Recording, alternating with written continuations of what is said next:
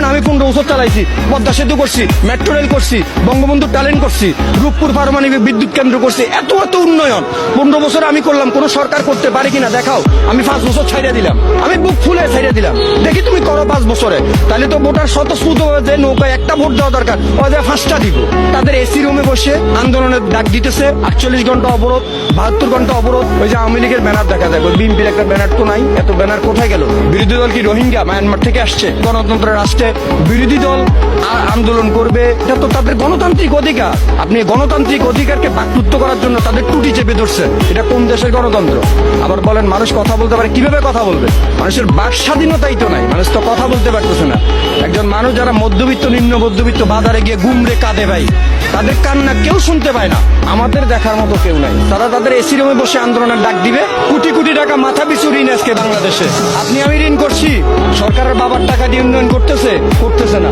আমার আপনার টাকা দিয়ে দেশ উন্নয়ন হচ্ছে। 400 টাকা হাজিরা দিয়ে ঢাকা শহরে একটা ফ্যামিলি চলতে পারে না। আমাদের এই কষ্টটা, আমাদের এই দুর্ভোগটা কে দেখে? দেশের কঠিন অবস্থা, যারা ব্রিলিয়ান্ট, যারা বুঝে, তারা কথা বলে না, চুপ করে থাকে। তো কত আর দেয়ালে পেট ঠিকে গেছে। আপনি 1000 টাকা কি কিনতে পারেন? আপনি 1000 টাকা নিয়ে বাজারে গেলে আপনি বুঝবেন দেশের উন্নয়নটা কোথায়।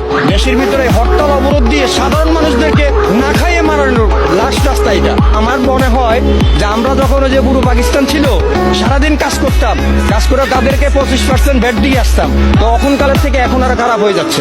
তখন কিভাবে নিছে? তখন আমরা সরকারের কাছে তাদের কাছে দিয়ে আসতে হইতো, কাজ করে 75 টাকা রাইকা 25 টাকা তাদের কোষাগারে নিয়ে জমা দিতে হইতো।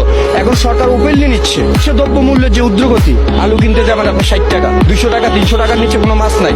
50 টাকা রিক্সা ভাড়া 50 টাকাই আছে, 60 টাকা হয় নাই। আমরা হচ্ছি 3rd-person, ছাগলের 3 নাম্বার বাচ্চা। ওই 2টা দুধ খায়, একটা বিসি দিয়ে ম্যামে করে। আমরা বললেই কি, না বললেই কি। আমাদের মতো গুটি কয়েক রিক্সার ড্রাইভার যদি পয়রা মইরাও যায়, এদেশের সরকার বলেন, বিরোধী দল বলেন, যাই বলেন, তাদের কিচ্ছু আসে যায় না। আপনি 15 বছর দেশ চালাচ্ছেন ভালো করে, 15 বছর